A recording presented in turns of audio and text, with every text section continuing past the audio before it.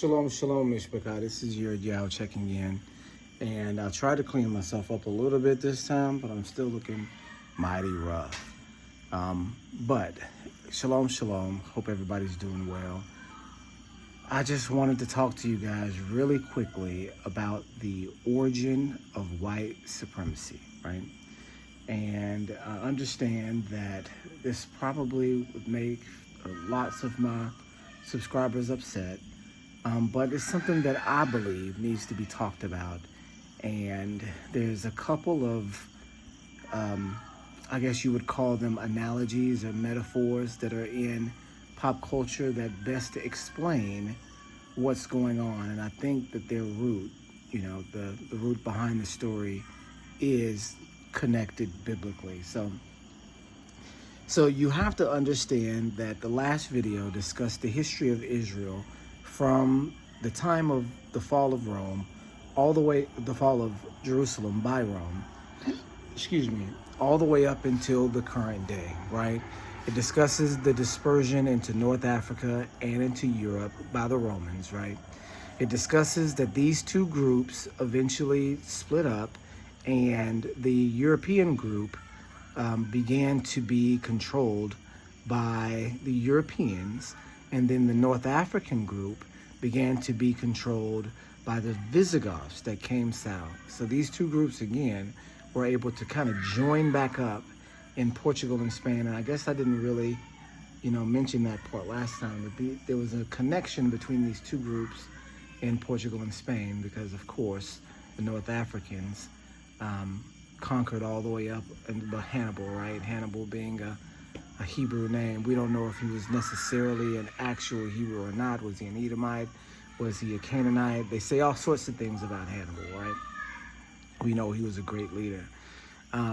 So he conquered all the way up into Europe and created a state that was African in Europe, all the way up until the Middle Ages, right? And so that's where you have this mixing of cultures in Portugal and Spain, where you have Black Jews, you have at one point in time Black Jews, Black Muslims, Black Christians, and then white folks really just intermingling in and becoming ever more powerful in the region, culminating in about 1400 with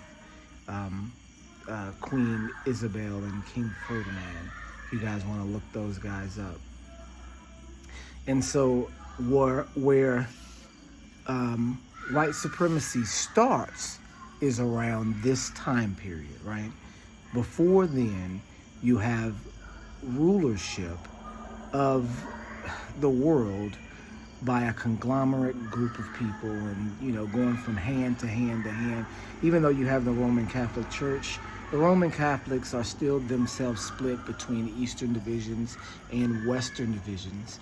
Also, you can't call Roman Catholics white either, because there are reports of, I can't remember which pope this was, but it was a pope in the 600s or 700s that got a hold of some slaves from England, and his and you know how Pope is, right? The Pope's been the same way from all the way back when they after little boys, right? And so there was two little boys that were slaves, and the Pope saw these little boys, and they had blue eyes and blonde hair, and the Pope said, and white skin, and the Pope says, "Who are those children, or who are those boys?" And the servant says, "Ingles, or Ingles from England. They are Ingles." And then the Pope says, "Well, they are Ingles indeed," as in angels, right? You can look this up in history. This is what actually happened. And so this is the first time this particular Pope had seen some for real white people, which means he himself couldn't have been for real white. You see what I'm saying? It wasn't just their blonde hair and blue eyes that stood out. It's because they had really pale white skin, right? And the Pope didn't. And we're not saying that he's necessarily black or anything like that, but we believe that the Romans looked a lot like the Palestinians do today. Do you see what I mean? Okay. And so moving on from there, we find that when, and I guess we say white folks as being this particular group of people that do contain the recessive traits of blonde hair and blue eyes. It was this group of people that come from really the Visigoths and the Gothic tribes of Germany, the Germanic tribes, really came west and established footholds in England, Germany, all those places. I say the Germanic tribes, they came from, I believe, the steppes, but they came through and began to change the racial makeup of Europe, right? Because before, of course, Europe was all black, just like the rest of the world, right? And including Hebraic black people that lived in England. Our ancestors actually were in England as slaves for the Roman Empire, right? And so at that time, you didn't have no white people there, not necessarily any white people there. And so the racial makeup changed when those Germanic people groups began to conquer the world, right? We hear about the Vikings. The Vikings are these people. The Vikings were the people that changed the racial makeup of society, right? And so we see them conquer all of Europe, and we see the nature of Europe change. We see them conquer on down into North Africa, and we see the nature of North Africa change, the complexion and everything, right? And so these people groups morphed into the region and became Muslims, became, the different people groups that you see in North Africa that are lighter skinned, right? That's why you don't see the black North Africans until you get to further down, right? Further down and further west. And so, again, you see all of North Africa being kind of mixed, kind of Arab, right? Arab meaning mixed. And I had a conversation with several North African Muslims from Morocco, Tunisia, and especially Algeria, right? One of the guys that I had a conversation with, and this is at Amazon, there's a lot of different, styles of people that work at Amazon. And so there was a group of Muslims that were all from Algeria and North Africa and these different types of places. And they would, we would have these religious debates with them and some of the Africans from, the Sub-Saharan region, some of the Muslims from that region, some of the Muslims from East Africa, and there would be religious debates. And me not being a Christian, not being a Muslim, being a Hebrew, right, had, ancient interest in both groups, because there was Christian groups there too, but we would just all get together and have these religious conversations in between picking pieces and things, right? And so the Algerian, I've spoken about the Sudanese guy that I work with at Amazon before, but we would talk about the Algerian guy, and I would say, so what's the difference between his type of, I'm sorry, I'm scratching my back, I got a mosquito bite. So what's the difference between his type of Muslim and your type of Muslim? Is there a racial makeup in Islam that is similar to Christianity and the racial segregation that we experience in America? And he said, absolutely, right? He said that white people run Egypt, that white people run North Africa, that these are actual white people. He even told me that the guy, and these are the arguments that I had with him, and I asked him, so where do your people originally come from, the Algerian? And the Algerian guy, you would not be able to distinguish him from just a regular white person. He had like white skin, right? And, just white features. If you see him on the street, you wouldn't be able to tell he was from Algeria. You wouldn't say that he was an African in any way, form, or fashion, right? And so, where was I at? And so, so the Sudanese guy told me that he had a conversation with the Algerian guy, and not me, right? That they had their conversation when I wasn't there. And he told him that he did a DNA test, and he came back with a very large, over 50% German, right? So even though the guy would tell me, hey, we've been in this region for thousands of years, we're indigenous to this region, he's actually a German, right? And these are things that they know, but they don't say, right? This is the history that you don't know about, that there was some sort of invasion from the steppes that changed the racial makeup of the world in around the 700s, right? 800 AD. The racial makeup of the world began to change. You guys, began to change. And so this is where, the origin of the white man in modern society is. We don't necessarily see whole groups of white people in world play before this time, right?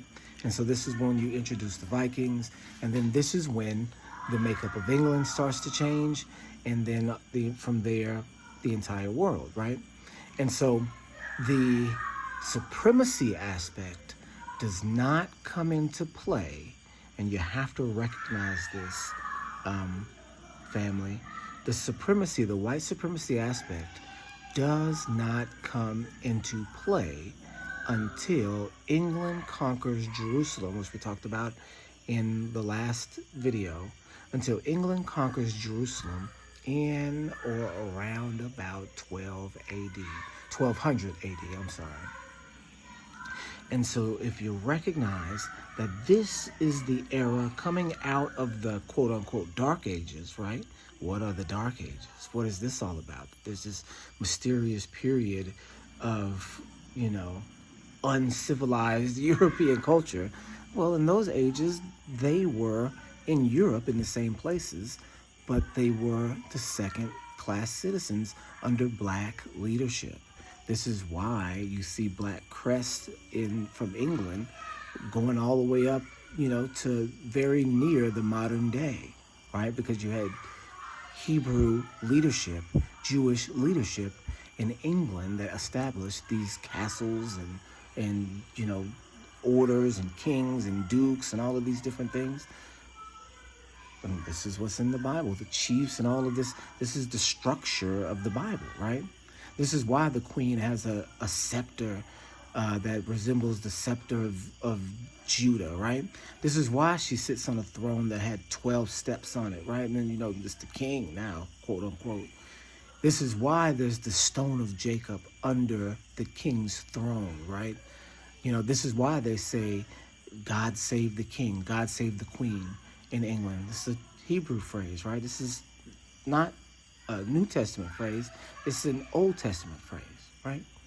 And so you got to recognize that all of these hallmarks that are in English culture, in English royal culture, are all Hebraic, right? All Hebraic. And you have to understand this as well, and you guys not going to believe this at all, but you know that there's a radical group of Hebrew Israelites that are white that claim Hebrew heritage because of these hallmarks in England, not in England and Ireland and Scotland and Wales, it's all the same, right? All the royal families of these regions all have Hebraic aspects to every single one of them, all the way up into the present day, right? There's hallmarks from the Bible in their custom for kingship, right? So when you see all this procession, like the Jubilee, right? Doesn't the Queen celebrate the Jubilee year? And so this is all biblical understanding that they received from Hebrews in the area. But what I was telling you is there's a radical group of Hebrew Israelites that believe themselves to be Israelites because of these hallmarks in English culture, in Scottish culture, and in Welsh culture, not understanding history well enough to know that white people came into that culture later, even though you see now, Europe has been inhabited by white people for, 1,500 years. Before that 1,500 years, it was all black, right? And so this culture, they got secondhand and don't know it. And so this Hebrew Israelite group that I'm talking about, it's in the United States too, and you'll be surprised at the name. It's called the Ku Klux Klan. Think I'm joking? There's a Donahue show or something like that where the Ku Klux Klan members' children talk about that they're the real Hebrews of the Bible. You see what I'm saying? You see what I'm saying, y'all? And so you gotta know that that history will identify you wherever you go. And then wherever you go also, there will be a culture there to pick up that identity when you leave it behind, right? And that's not like we see Elvis and whoever else. It's not a new thing, right? And so again, if you understand that the Ku Klux Klan is a radical group of white Hebrew Israelites, then you understand the world that you're dealing with. You understand the confusion that you have that's already in place due to the misunderstanding of history. Who would have thought the Ku Klux Klan was a radical group of white Hebrew Israelites?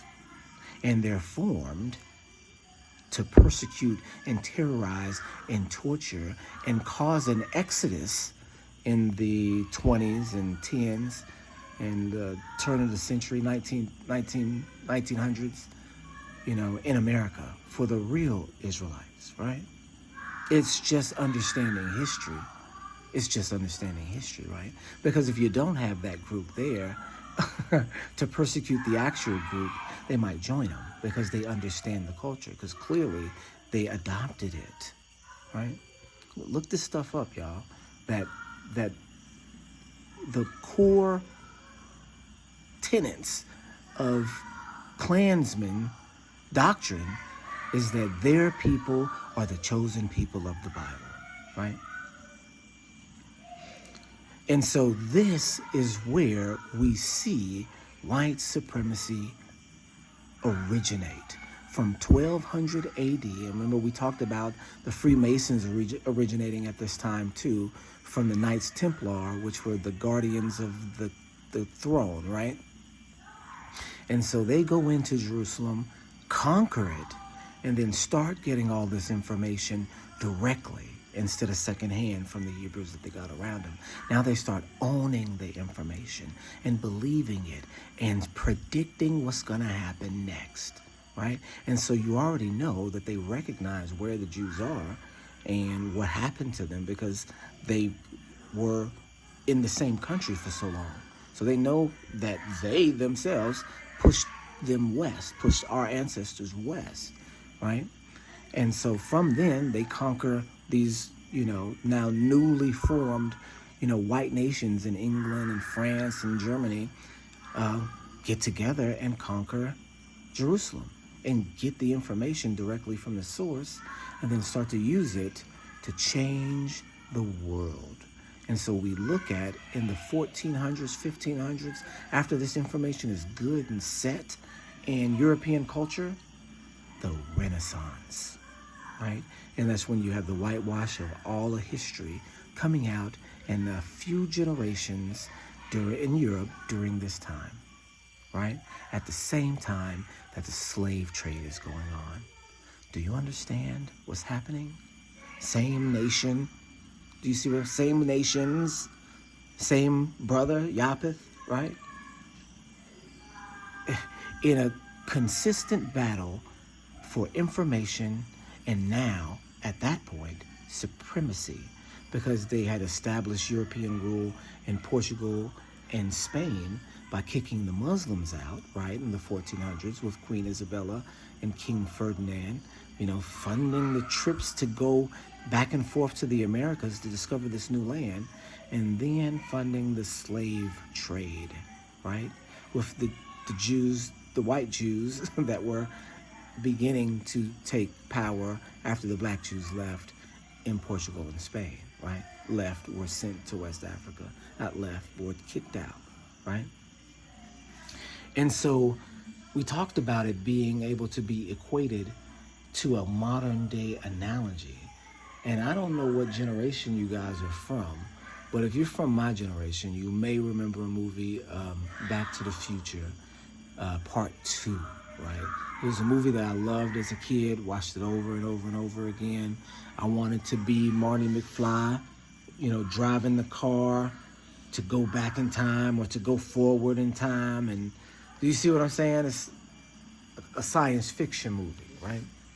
And so the premise of the movie is that this man gets a book, right, from the future. As they're traveling back and forth in the future, someone grabs a hold of this book, right, from the future that has all the outcomes of every baseball game from 1950 to 2015, right?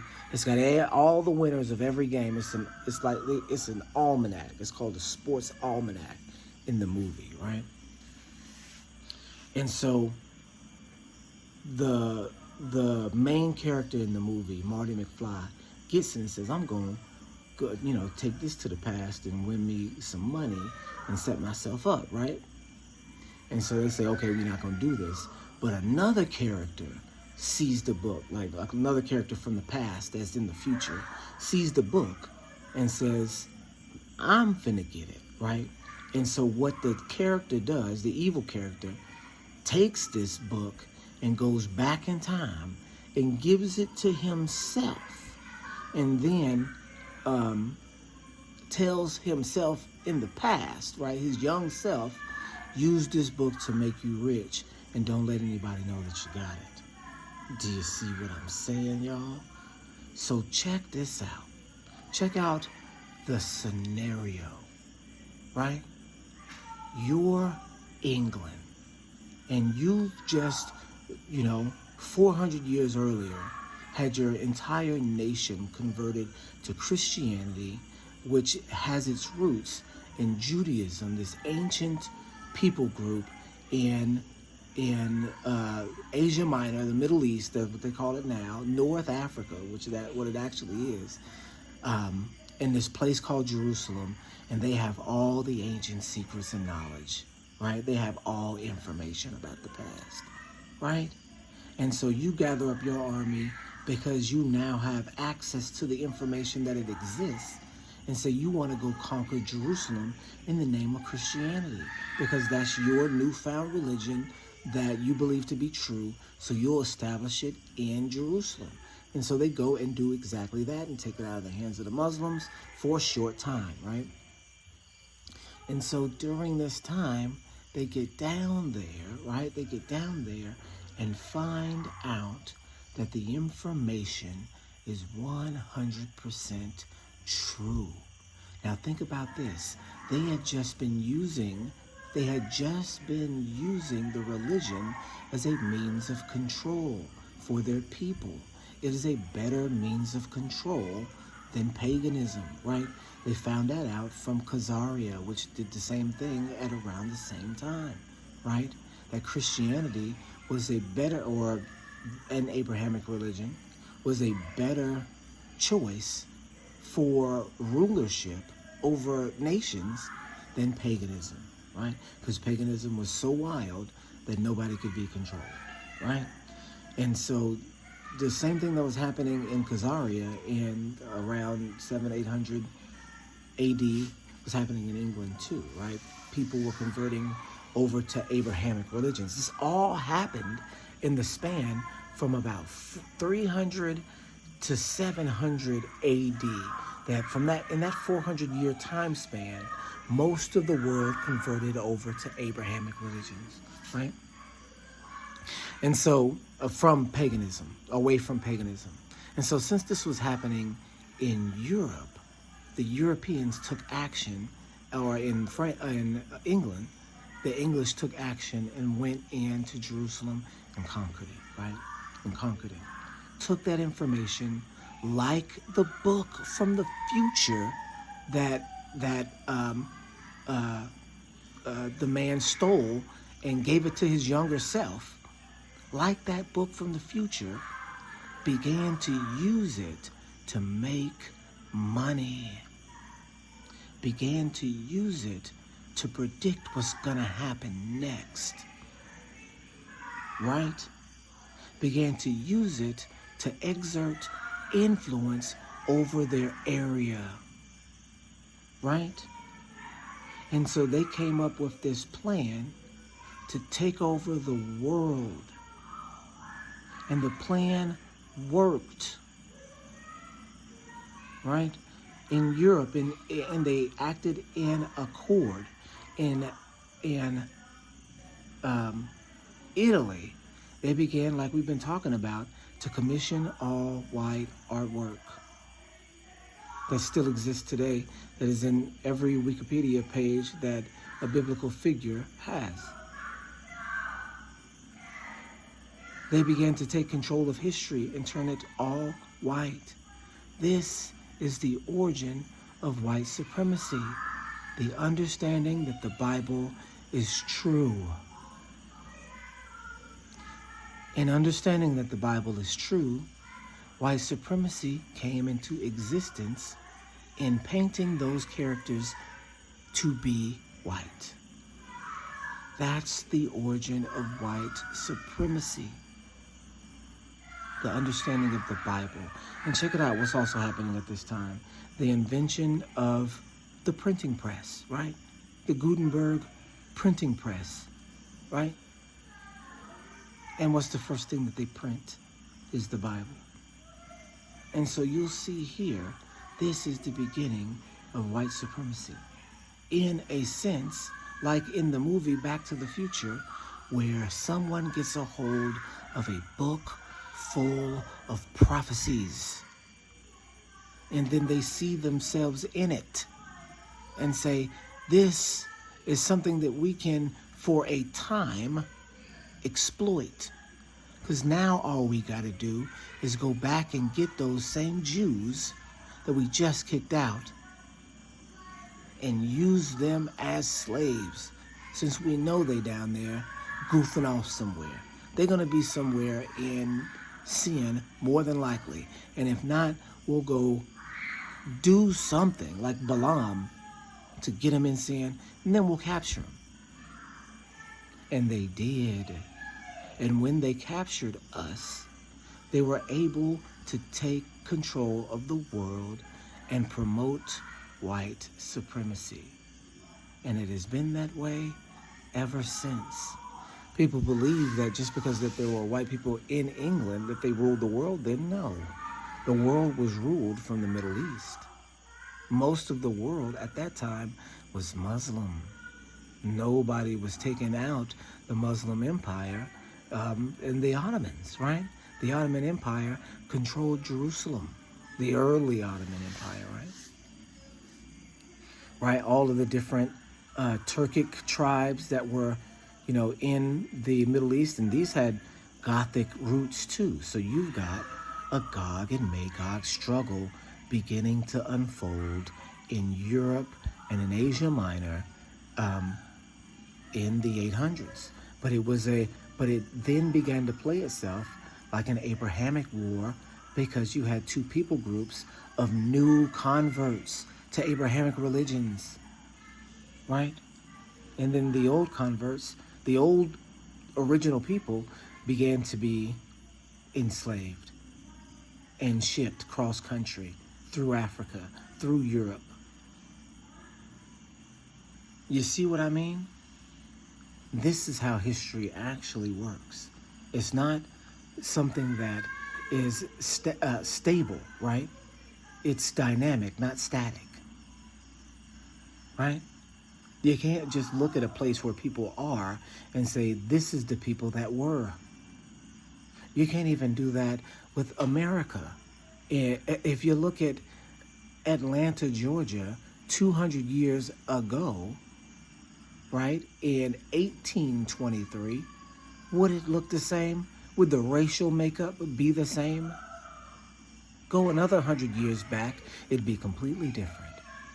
You'd have a whole different race of people there in control and running things, right?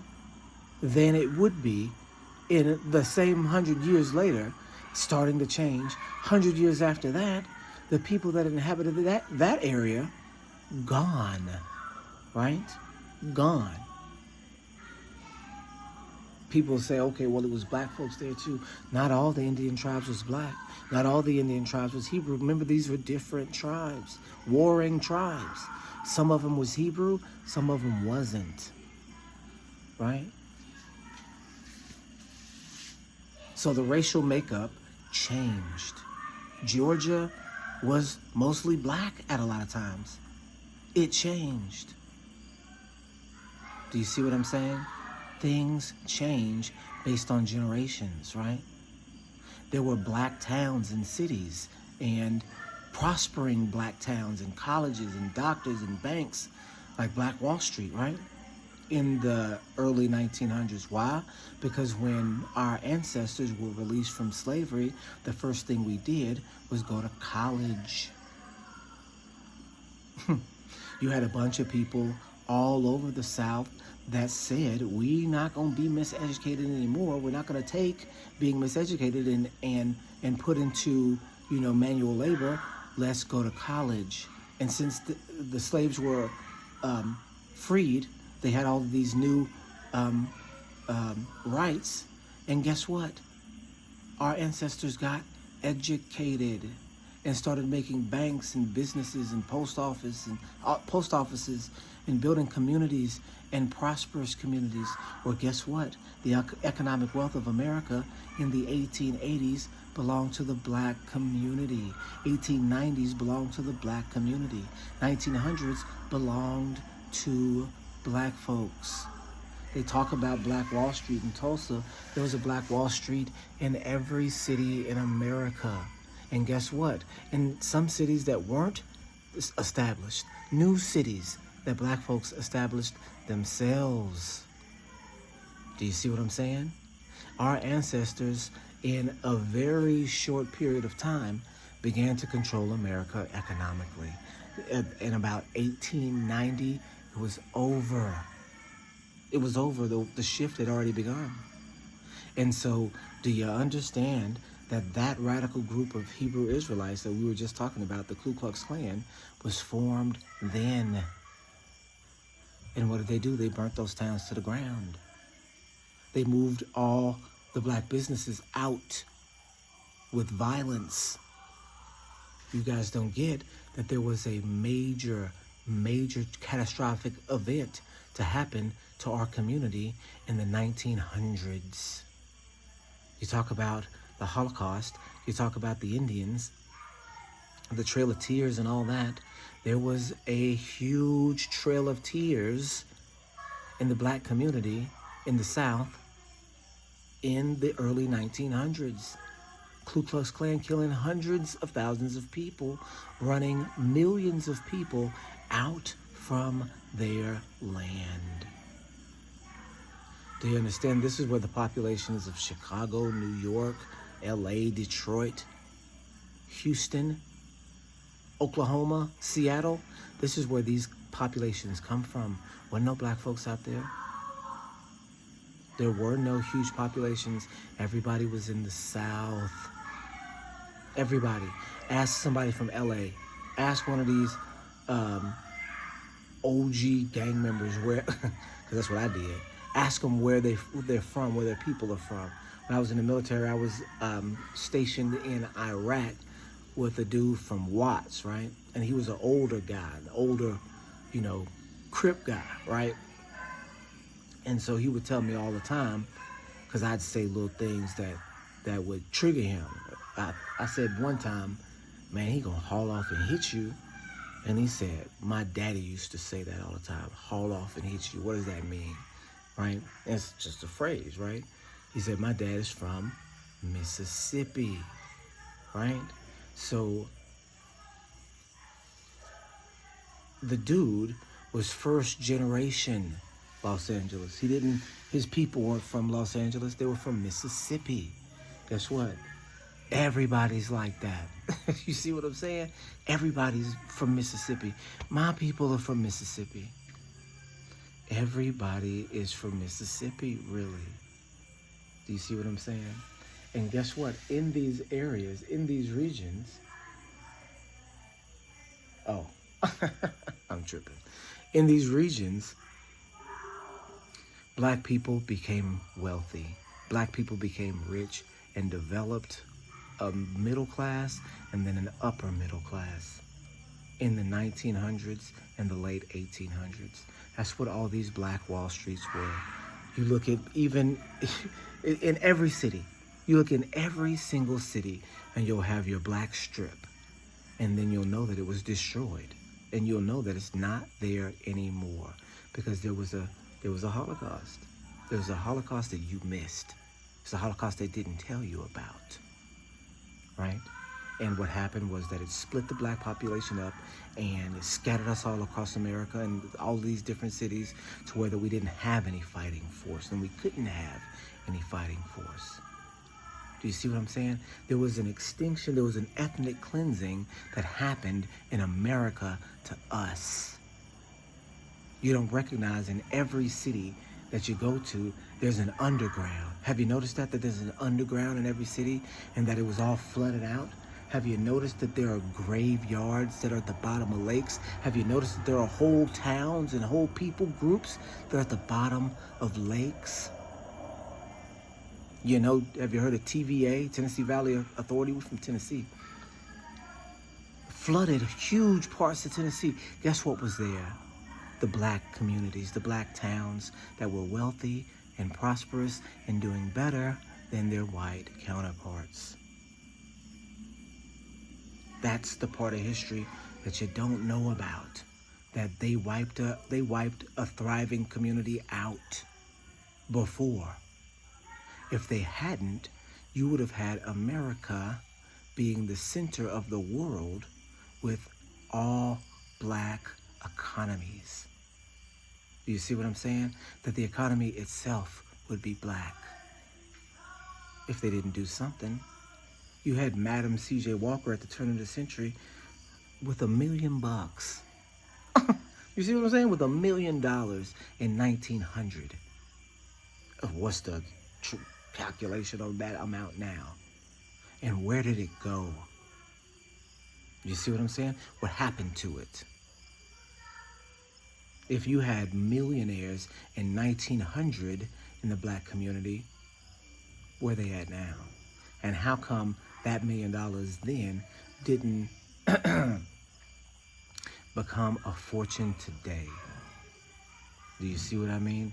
Because no way the family was so inept as to lose it all and not have any significant history of it or impact on the community for the last 125 years at all, right? No, there was a major catastrophic event to happen to the black community that destroyed everything. Let me tell you guys another conspiracy, and I don't want to get too long into this video. This is 38 minutes. I don't even know if I'm going to post this one because this is going to a bunch of different places and it's kind of getting wild. But there's a conspiracy like subgenre out there. And it's called, if you guys want to look into it, it's called Tartaria, right? I had a buddy that was really big and into this at one point in time and asked me to look into it. And so I did. And what it looks like from this particular conspiracy online is that around the 1800s or so, that there was this advanced population of people that, you know, designed all of these cathedrals and built all of these historical landmarks and built all of these and had electricity and, you know, these megaplexes and were really civilized and social people that didn't war and didn't do anything like that and were wiped out from history by some sort of nefarious, you know, organization that was, you know, that had control of history enough and a control of the world enough to both wipe them out, this population of people, these mysterious Tartarians from Tartaria, and then also wipe their name out from history, and then, you know, leave behind only the relics of, you know, their existence as in the buildings that we use today, the big structures that we use today in America, and then they leave behind from some sort of cataclysm an underground in every city. So we're from Chattanooga, Tennessee. There's an underground in Chattanooga, Tennessee. There's an underground in Atlanta. If you go to the Chattanooga underground, it's a whole city that was flooded over. And what the Chattanoogans decided to do was to start building on top of that city. And that the mud and everything that sunk in from a flood destroyed this whole city, and then they had to rebuild over top of it, right? And so lots of cities have this. Atlanta has one. And it's a common aspect in all of these cities. And what the theory is that there was some sort of major countrywide cataclysmic event that did two things. It both destroyed this quote unquote Tartarian culture that was advanced and had electricity and knowledge of engineering. It destroyed that culture and destroyed the buildings from that culture, the houses and all that, in this event that was called the mud flood, right? Mud flood 1800s, that all of these different places suffered this, this same time flood, and it wiped this culture out, and that we suffered some sort of stunted growth technologically because of this event, because we're more advanced then than we are now, or close to where we are now back then. And so if that hadn't happened, we'd be much more advanced than we are now. All of that, right? And so looking at this theory, it matches directly with the Hebrew destruction of the 18 and 1900s, that the wealthy Hebraic society that existed in America, the Black Americans that were freed from slavery, our ancestors developed an advanced society in about one generation. Do you see what I mean? That a lot of the buildings were created by us in the area, that we built the capital, we built all of the towns that were, do you see what I'm saying? That the slaves actually did the work in these areas, so the buildings themselves are built by us. So this advanced civilization, or whatever that they're talking about, is us. And the buildings that were covered over by these mud floods, this cataclysmic event, is the careful planning in city management of people that were trying to undermine our people. That these towns were flooded on purpose. That dams were broken on purpose. If you guys have seen the movie Oh Brother Where Art Thou, I'm going all over the place, right? Oh Brother Where Art Thou. It's about these three convicts in the Deep South in the 1920s that escape, and they're trying to look for this treasure, right? In the movie, this association, Tennessee Valley Authority, TVA, who is big in Chattanooga, where I'm from, is flooding this dam in Tennessee. It's flooding the Tennessee Valley, the place where I'm from. And so they're trying to get to the treasure before they flood it, right? And so why is it being flooded? What's going on? What's happening? It turns out that there are towns in these places that the Ku Klux Klan ran out all the black folks from these towns, and they flooded them so that the memory of black excellence would not exist, but only in these relics of these dead ghost towns that are under 20 feet of water, that are burnt to the ground, where the ancestors of these people don't even know that their precursors were governors and mayors and bankers and engineers in cities of their own in America that excelled their white counterparts. In America in the 1800s, in one generation of freed slaves. I'm not making this up. I'm not saying these things to be a black supremacist. It's not what I'm doing here, because check this out. Who knew? For people to be black supremacy, who knew that this stuff existed? Right? Not me. I knew my city had a Black Wall Street, and I thought to myself, man, this is kind of like Black Wall Street was. I knew that my city had a college, a technical college for black people only, ran by black people, that they turned into an aquarium, right? That they deliberately sabotaged and took from our community. Right? And the aquarium is still there right now. I used to always wonder as a kid, what the heck does Chattanooga, Tennessee need with an aquarium? Who's coming to this aquarium over Atlanta? And Atlanta is 2 hours away. You see what I'm saying? Who's coming to the Chattanooga aquarium? Not nobody. The reason it's there, to sabotage the black community, because there used to be a technical college where people would come out with labor skills, with construction skills, with engineering skills. And guess what? That's all it took 100 years before to become the dominant economic factor in America. That's all it took, was one generation of education. You see what I'm saying? This is the origins of white supremacy are rooted in the oppression of the Hebrew people and an understanding of the Bible. You see what I'm saying? You see how you didn't know that there was a whole Holocaust in America that caused there to be cities like Detroit and Chicago and LA, that caused these black, and New York, that caused these black Meccas, these black Jerusalems in every city. And guess what? In those cities, where's the dominant economic force? Right there in the community. Where's the trends that everybody's gonna come for from? Right there in the black community. So they're setting the economic pace already. Right? That's what our community is doing, is setting the economic pace. Right? If we say wear Jordans, people wear Jordans.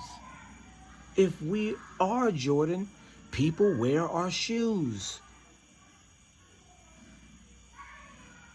You see what I'm saying? I know people will say, yo, this started off talking about a white supremacy origin and it's gone to black supremacy origin.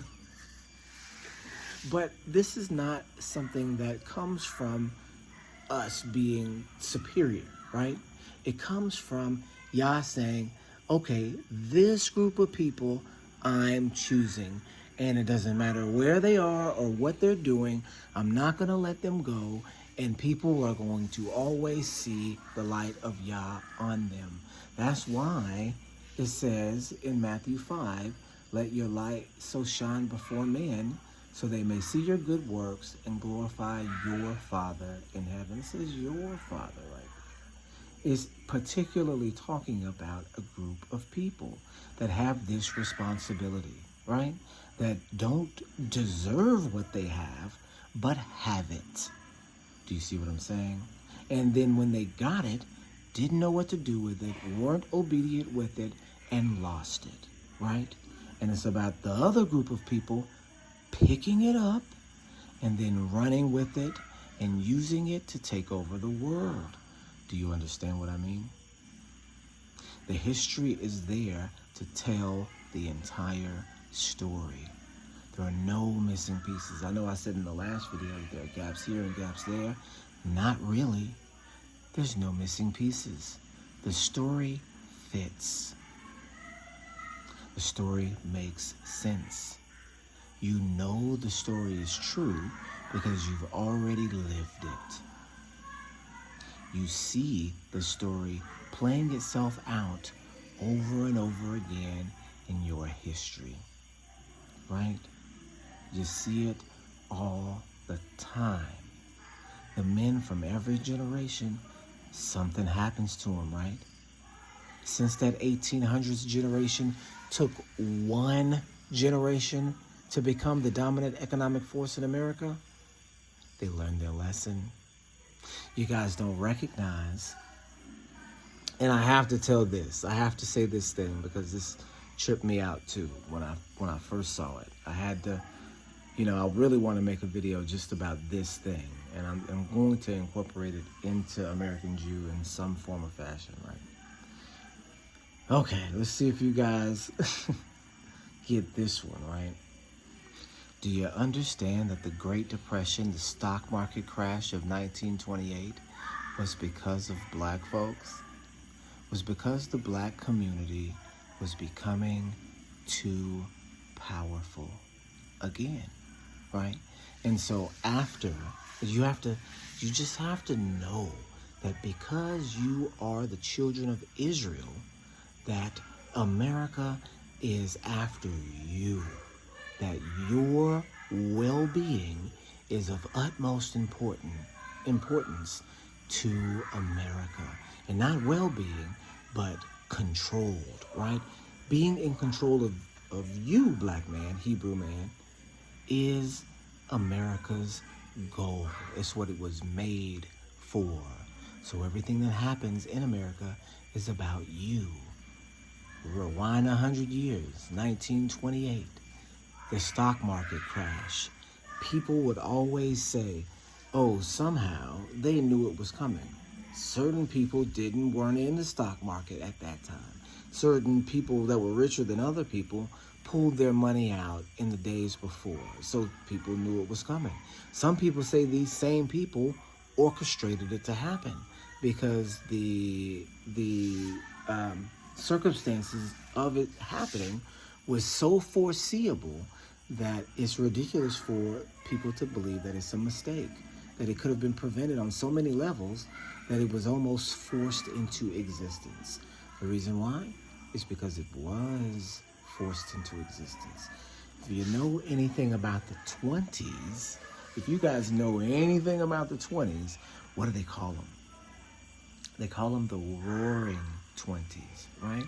They call them the Roaring 20s because there was a culture in America in the 20s, and guess what it was? You saw it all on the TV. Well, I guess there was no TV back then, but you saw it all in those silent movies where people doing the Charleston. Why were they doing the Charleston, right? That's the most popular dance from that era, the Charleston. When you think of the 20s, you think of the Charleston, right?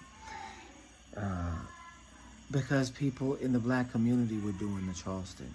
It came from Charleston, South Carolina. You see what I'm saying? The slave port. The people in the black community down there were doing all of this set of dances and had all of this particular style of music. And the music and the dances took America by storm. It blew up. The entire white community loved it.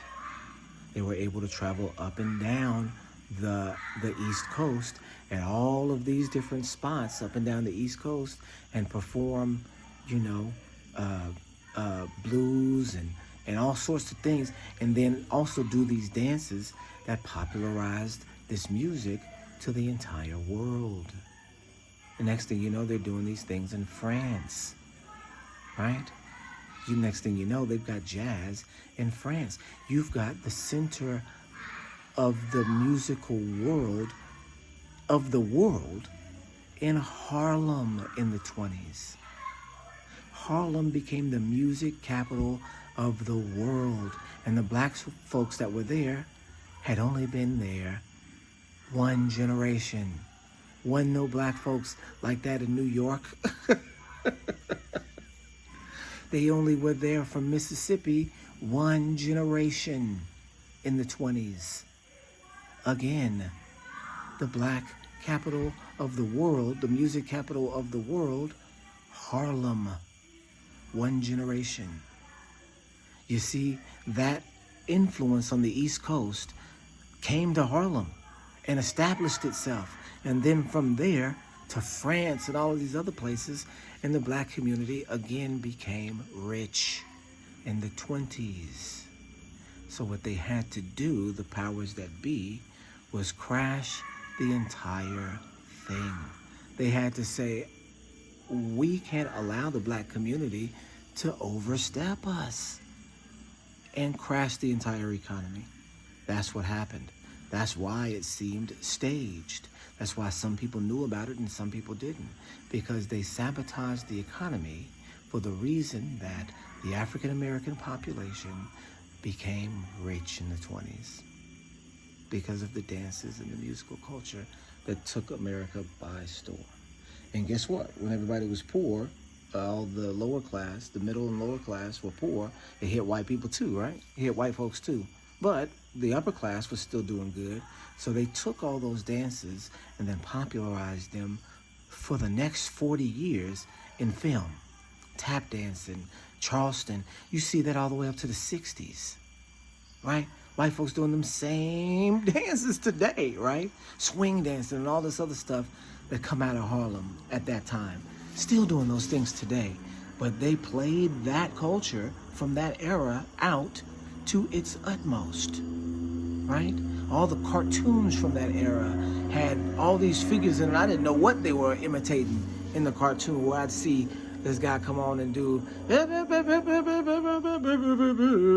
don't know, he's doing Cab Calloway from Harlem. I don't know that he's doing the all of the moves and all of the the Bugs Bunny's legs going all the way up to his head. You know, when they made the legs of rubber, they just be going everywhere. I didn't know that was in jest of black culture from Harlem. You see what I mean? You see how the culture, the predatory culture, has to, brainwash you against doing certain things, because if you start to do those things, you'll get rich. You see what I mean? And so this is really what I wanted to talk about. And I've been wanting to put together a video that outlines some of these, some of these things, to let people know that it's so real. It's so real, right? That white supremacy emerges from the understanding of biblical culture and also explains your current state.